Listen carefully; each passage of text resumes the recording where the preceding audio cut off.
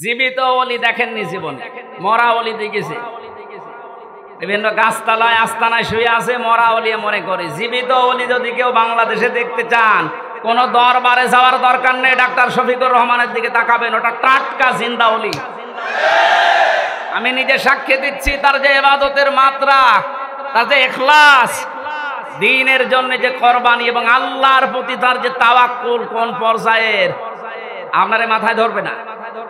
আমি 4 দিন তার সাথে ছিলাম, দেখেছি আল্লাহ মানুষকে এরকম ধৈর্য দেয়।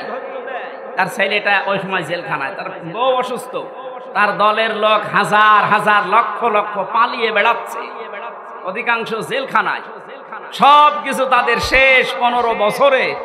অথচ লোকটার ভেতরে কোনো টেনশন, কোনো চিন্তার কোনো ছাপ নেই।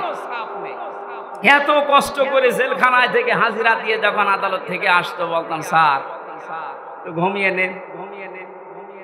যে 12-13 ঘন্টা 15 ঘন্টা পর্যন্ত এত কষ্ট করে এসে কিছুক্ষণ তেলাওয়াত, কিছুক্ষণ জিকির, কিছুক্ষণ দরুদ শরীফ পড়ে কয়েক ঘন্টা ঘুমিয়ে, এরপরে দেখতাম তাহাজ্জুদের নামাজে যতটুকু পারে পড়ে, এরপরে উনি যে সেজদায় পড়ে যেত 30 মিনিট, 40 মিনিট, 50 মিনিট, 1 ঘন্টা 1.5 ঘন্টা একটা সেজদায় কাঁদতে কাঁদতে, মুরব্বী মানুষ, চোখের ভুরু পর্যন্ত পাকা, দাড়ি পাকা, ভিজে ভিজে পানি পড়ছে সেজদায়।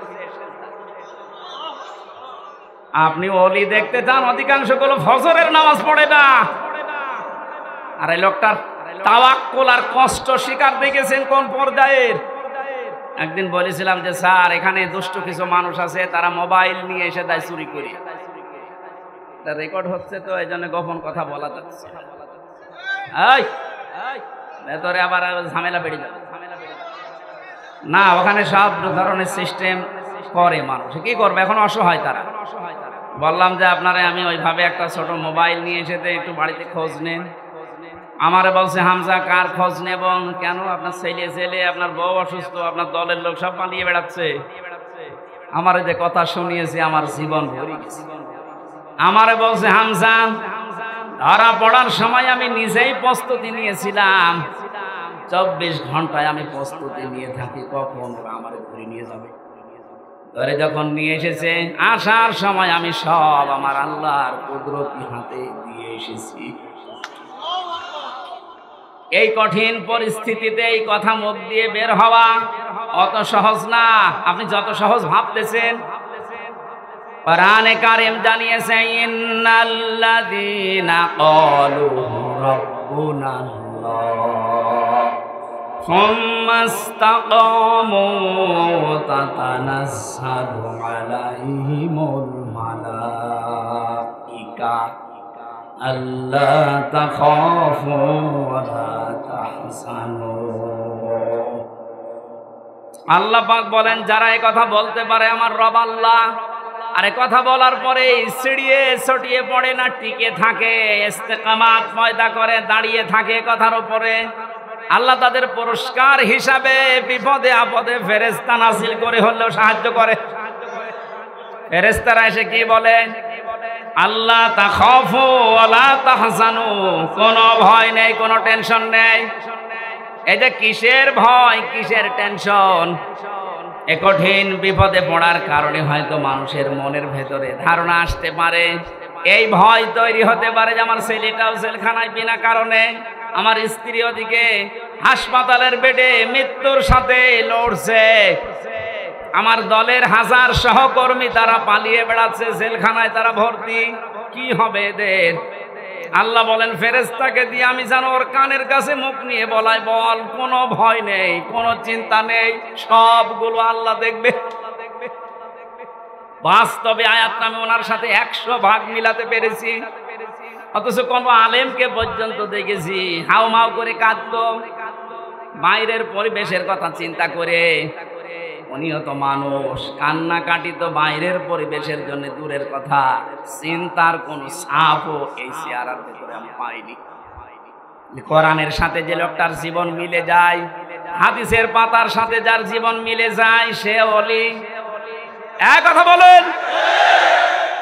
এই জন্য জালেম যারা তাদের দুনিয়া শেষ, আখেরাতে তো আপনি আল্লাহর মামলার আসামি হয়ে বসে আছেন। যিনি বিচার করবেন, যিনি রায় দেবেন, তিনি যদি মামলার বাদী হয়, কে দাঁড়াবে আপনার পক্ষে? এজন্য আপনার আখিরাত শেষ, দুনিয়া শেষ। কেন বলছি? কারণ জালেমদের বিরুদ্ধে যখন মজলুম কিছু বলে, ওটা সঙ্গে সঙ্গে আল্লাহর কাছে পৌঁছিয়ে যায়, কোনো পর্দা থাকে না। আজ অনেকেই সুর তুলছে যে জালেমরা যা করেছে মাফ করে দেন না। জালেমদের মাফ করলেও আল্লাহ মাফ করবে না। আল্লাহু লা ইয়াহদিল কওমাজ জালিমিন, বহু জায়গায় আল্লাহ জানিয়েছেন ইয়াহদি, এটা মোজারে। যারা গ্রামার বসে জিজ্ঞাসা করেন বর্তমান, ভবিষ্যৎ, প্রেজেন্ট, ফিউচার, আল্লাহ বলেন জালেমদেরকে আমি পথ দেখাই না, হেদায়েত দেই না, দেবও না। আল্লাহ বলছেন আমি দিচ্ছি না, দেব না, আমি দোয়া করে করব কি? এই জন্য জালেম যারা সব যখন শেষ করেই ফেলেছেন, গর্তের ভেতরে লুকিয়েও আপনি ছাড় পাবেন না, কারণ আপনাকে আল্লাহ অপমান করবেই। এদেশে যারা বাধা দিয়েছিলেন তারা কয় আজকে আসেন তো বাধা দিতে, আসেন আজকে আসেন, আপনাকে আমি ওয়েলকাম জানাচ্ছি। কোথায় লুকিয়ে আছে সে? শেখর না শিখর? এদিকে আসেন, আজকে মাইক কেড়ে নেন তো দেখি কোন মায়ের দুধ খেয়েছেন, আপনি আসেন। আমি চ্যালেঞ্জ দিচ্ছি এই বাংলাদেশে সামনে দিন আসতেছে, কোরআনের দিন, সামনের দিন আসতেছে, হাদিসের দিন। আগস্ট মাসের 5 তারিখের আগের জরিপ ছিল আমার কাছে, এদেশের 100 জনের মাত্র 15 থেকে 16 জন মানুষ চাইতো যে কোরআন দিয়ে, ইসলাম দিয়ে এই বাংলাদেশটা চলবে। কয়জন? 100 জনের সর্বোচ্চ 15 থেকে 16 জন। অথচ 5 তারিখের পরে আজকে 4, এই 30 দিনে গতকালকে রাতের 12:30টার রিপোর্ট পেয়েছি এই দেশে, তাও যে সে রিপোর্ট করে নাই, নির্ভরযোগ্য রিপোর্ট এটা। এদেশে এখন 100 জনের 35 জন মানুষ চাচ্ছে দেশে ইসলাম দিয়েছে। সময়টা একটু বৃদ্ধি হতে দেন। 100 ভাগের 51 ভাগ মানুষ যখন চাইবে যে দেশে ইসলাম দিয়ে চলুক, কোনো মহারথী আর বাধা দিয়ে পার পাবে না। এই জন্য এখন আমাদের খুব সতর্ক, ছোটখাটো কোনো বিষয় নিয়ে যেন ঝামেলায় না জড়াই। আমার এক ওস্তাদ বলছিলেন, একটা হোস্টেলে 100 ছেলে থাকে, খাবার সকালে নাস্তা দেওয়া হয়, রুটি পাউরুটি, রুটি আর কলা।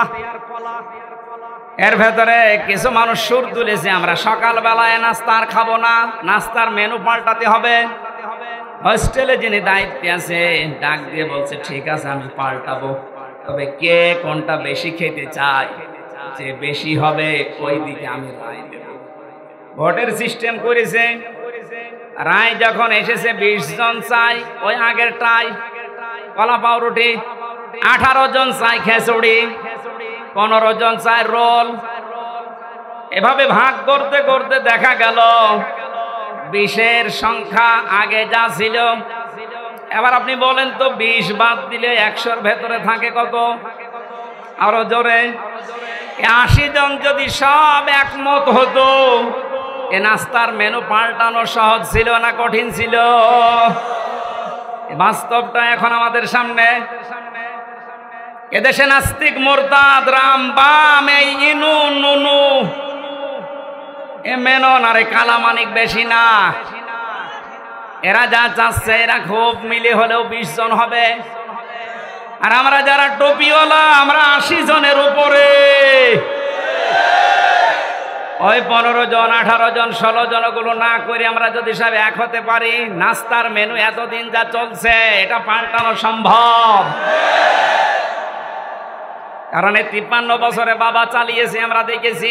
আমি দেখি নাই, মুরব্বীরা দেখেছে, কারণ আমার তো 32। স্বামী চালিয়েছিল, আমি দেখি নাই, মুরব্বীরা দেখেছে। চাচা চালিয়েছিল, সকালে এক কথা বলতো, বিকেলে আর এক কথা, সেও দেখলাম 9 বছর। ববু চালিয়েছিল বিভিন্ন কায়দায়, ভাবিও চালিয়েছিল। এই কথা বলে না, সবারটাই দেখেছি। এখন শুধু বাকি আছে এ কোরআন দিয়ে সংসদ চললে কেমন দেখা যায়।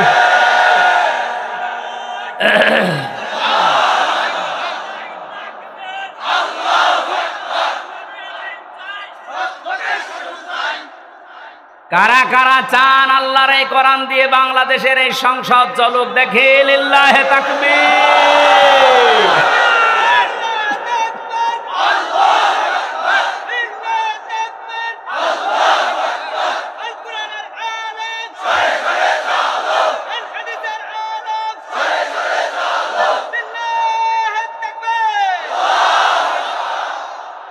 এই জন্য আমরা 80 জন যেহেতু আছি, আমরা যেন এই মত পার্থক্য ছোটখাটো বিষয় নিয়ে কেউ 15 জন, কেউ 16 জন, কেউ 18 জন, তাহলে কিন্তু ওই 20 যা এসেছে ওইটাই থেকে যাবে।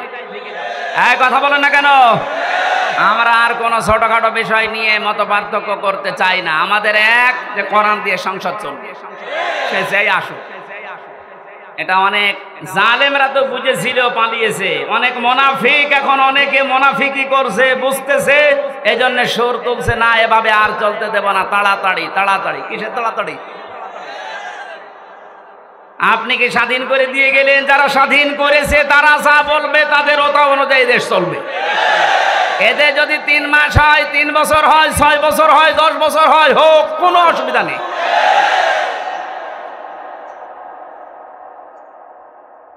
কি অবস্থায় ছিলেন আপনি টের পাচ্ছেন না? কয়েকদিন আগে বাংলাদেশ জামাত ইসলামী কুষ্টিয়া জেলা শাখার উদ্যোগে 500 আলেমকে ডাক দিয়েছিল, সব ঘরনা।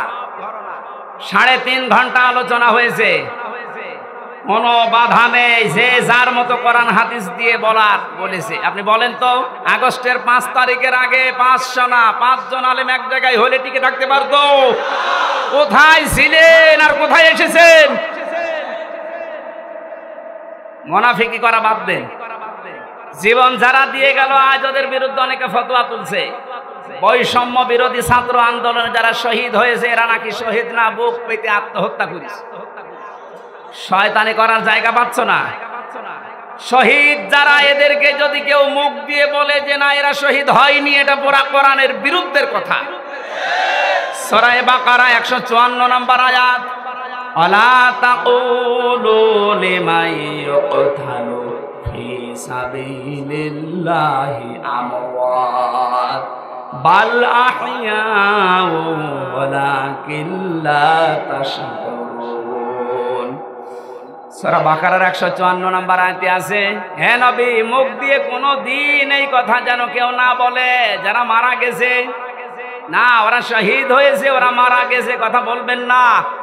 কারণ যারা শহীদ হয় ওরা জীবিত, কিন্তু তোমরা টের পাও না। তাই মানুষ যেহেতু মুখের পরে অন্তরে ধারণা করতে পারে, আল্লাহ ধারণার উপরেও নোটিশ দিয়েছে, ওই আলা তাহসাবান্নাল্লাযীনা কুতিলু ফি সাবিলিল্লাহি আমওয়াতা বাল আহইয়াউন ইনদা রাব্বিহিম ইরযাকুন। সূরা আলে ইমরান 169 নম্বর আয়াত। আল্লাহ পাক বলেন, মুখে তো বলবি না, ধারণাও করবি না যে যারা শহীদ হয়েছে ওরা মরে গেছে, না এই ধারণাও করা জায়েজ নেই, হারাম। কেন? বালা হইয়া, ওরা জীবিত। ওরা কি?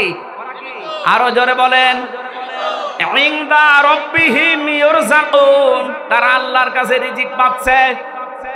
আমি কয়েকদিন আগে গিয়েছিলাম শহীদ আবু সাইদ রংপুরের কবর জিয়ারতে এবং বাড়ি দেখতে। বাবা এসে আসার পরে জিজ্ঞাসা করলাম, ছেলে মেয়ে কয়টা? 6টা ছেলে, এটাই ছোট ছিল। ছোটবেলা থেকেই প্রতিবাদী, অন্যায় দেখলে কিছু নেই হাতে, তারপর প্রতিবাদ করত। এত বড় জুলুমের বিরুদ্ধে প্রতিবাদ করার জন্য যেটা হাতে নিয়েছিল, কোন অস্ত্র ছিল? কি ছিল? এটা গাছের ডাল। কালা মানিক বলছে না, ওর হাতে অস্ত্র ছিল। ডাল যদি অস্ত্র হয়, তুমি যে কলা পাতায় শুয়েছিল, এটা অস্ত্র।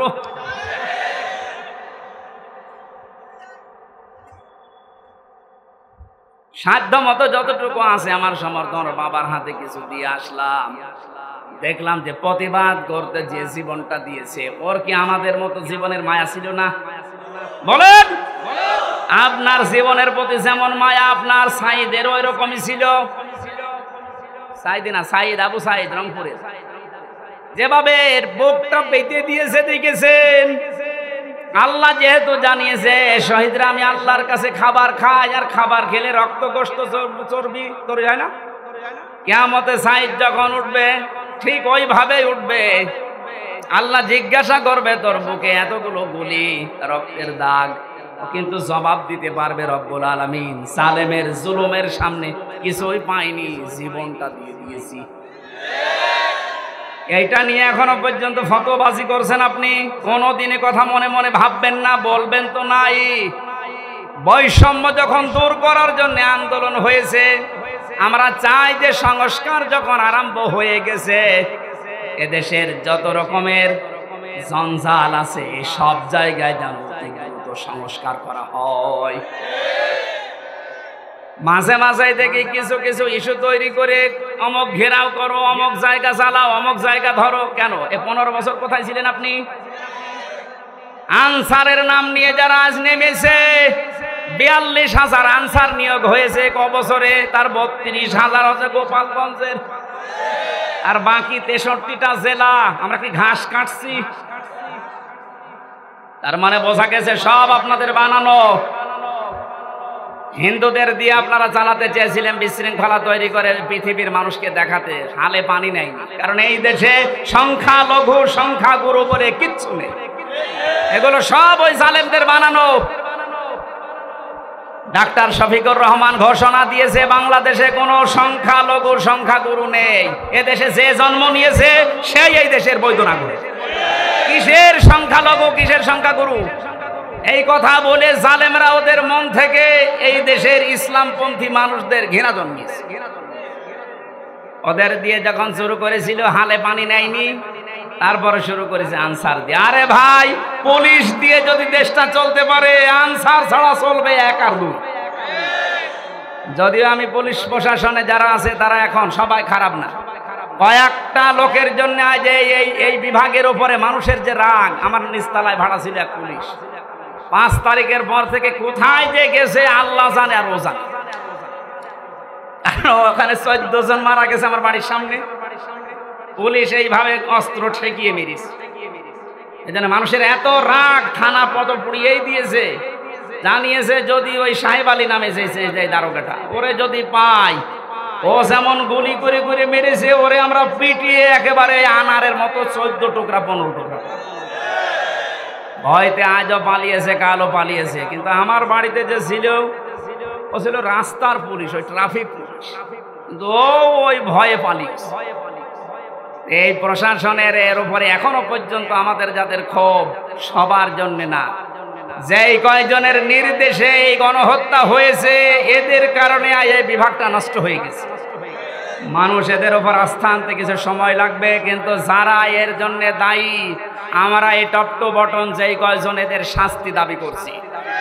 এরা বহু মানুষের বুক খালি করেছে। এদের জন্য আয়না ঘরে হাজার হাজার মানুষের হাড় পাওয়া যাচ্ছে। আপনার বিবেক জীবনও সায় দেবে না যদি আয়না ঘরের দৃশ্য দেখেন। একটা মানুষ এত শক্ত হতে পারে?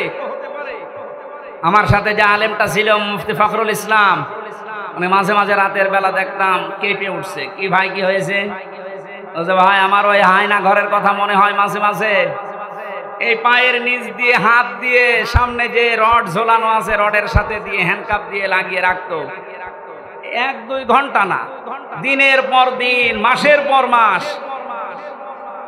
আমার মাঝে মাঝে মনে হতো আল্লাহ, এই দুনিয়াতে মনে হয় সবচাইতে বড় নিয়ামত একটু শুয়ে থাকা। এটা যে কত বড় নিয়ামত আমি ওই ঘরে থেকে বুঝতে পেরেছি। টয়লেট করার জন্য মানুষ মাত্র 1.5 মিনিট সময় দিত, খাবার খেতে দিত কয়েক মিনিট, তাও খাবার নাকি মনে হচ্ছে কে মাখিয়ে দিয়েছে। অর্ধেক পচা অর্ধেক ভালো, 4-5টা তরকারি একসাথে দিয়ে এক পাটির ভেতরে, খেলে খান, না খেলে যান। তাও যদি একটু নরম হয়তো যে ভাই এখন নামাজের সময়টা একটু বলেন, কখন নামাজের সময় আমরা তো জানি না, কারণ এখানে রাত দিন বোঝা যায় না।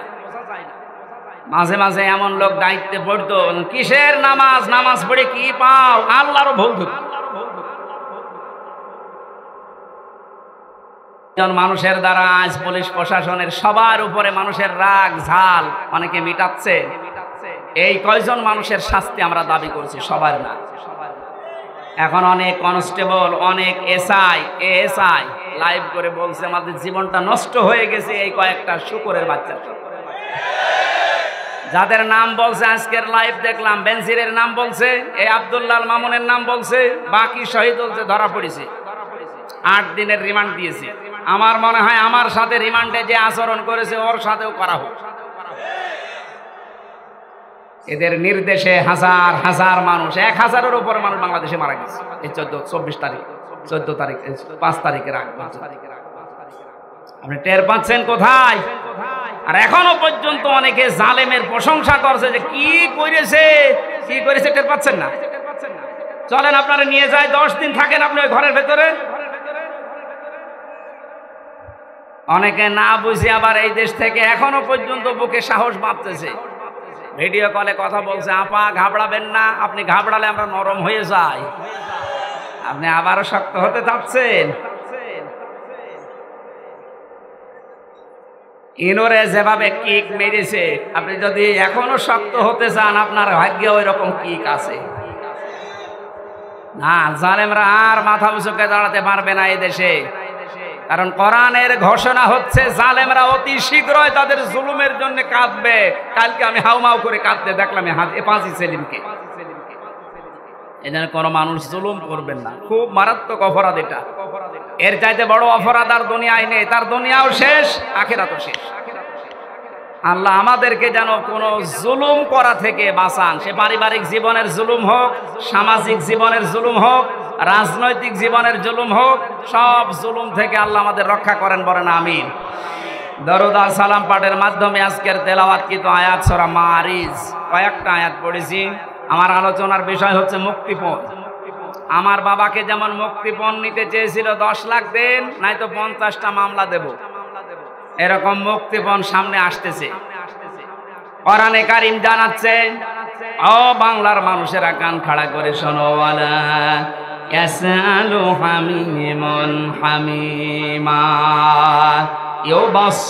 ইউবাসসিরুনাহুম ইয়াওয়াদুল মুজরিমু লাউ ইয়াফতাদি মিন আযাবি ইয়াউমিদিন বিবানি। এই আল্লাহ পাক বলেন, কোন শহীদের পরিচয় দিতে চাইবে না, যদিও তাদেরকে সম্মুখে হাজির করা হবে, বন্ধুর পরিচয় দেবে না। এমনকি অনেক মানুষ আছে নিজের অপরাধ ঢাকতে মুক্তিপণ হিসাবে বাঁচার জন্য নিজের সন্তান পর্যন্ত আল্লাহর কাছে বলবে, আল্লাহ মুক্তিপণ হিসাবে দিয়ে দিলাম। বলেন নাউজুবিল্লাহ। আয়াতটা পড়ার পরে আমার ছোট মেয়েটা, এই যে ফারিহা জান্নাতের সাথে আমি মিলিয়েছিলাম, আল্লাহ বলেন সন্তানও পর্যন্ত মানুষ দিতে চাইবে, অথচ আল্লাহ রসুলের পরে এই পৃথিবীতে সবচাইতে বেশি মহব্বত ভালোবাসা আমার এই ফারিহার উপরে। এত ভালোবাসা জেলখানায় থাকার পর ওর বেশি বেড়ে গেছে, কারণ ওরে আমি 1 বছর রেখে গিয়েছিলাম, এখন 4 বছর বয়স ওর।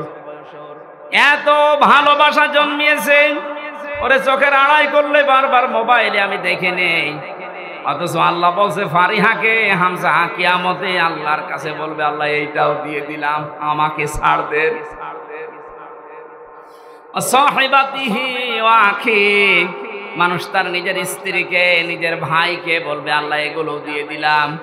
অফাসিলাতিহিল্লাতি তুবি, নিজের জ্ঞাতি গোষ্ঠী, নিজের দলের লোক, রাজনৈতিক আশ্রয় যারা, সামাজিক আশ্রয় যারা, পারিবারিক আশ্রয় যারা তাকে দিত, এই গোষ্ঠীর লোক পর্যন্ত মানুষ বলবে, আল্লাহ সব দিয়ে দিলাম। অমাং ফিল আরদি জামিআ, দুনিয়ায় যত সম্পদের মালিক ছিলাম সব আমি দিয়ে দিলাম, আমারে আপনি বাঁচান।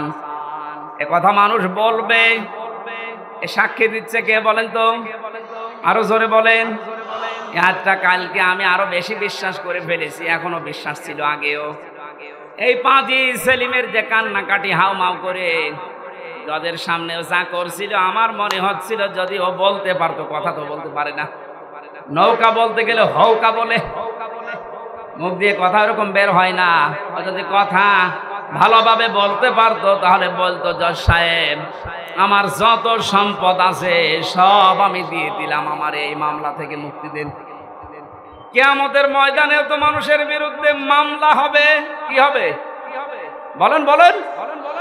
এই মামলা থেকে, অভিযোগ থেকে অব্যাহতি পাওয়ার জন্য মানুষ নিজের সন্তান, স্ত্রী, ভাই, জ্ঞাতি গোষ্ঠী, সম্পদাদি সব দিতে চাইবে, বিনিময়ে চাইবে যে আমারে মুক্তি দেন। আল্লাহ বলেন কাল্লা ইন্নাহা লাযা, কখনোই না, তোর আমি লাজাই দেব। ও মাগুরাবাসী, লাজা কি? এটা জাহান্নামের একটা দরজার নাম।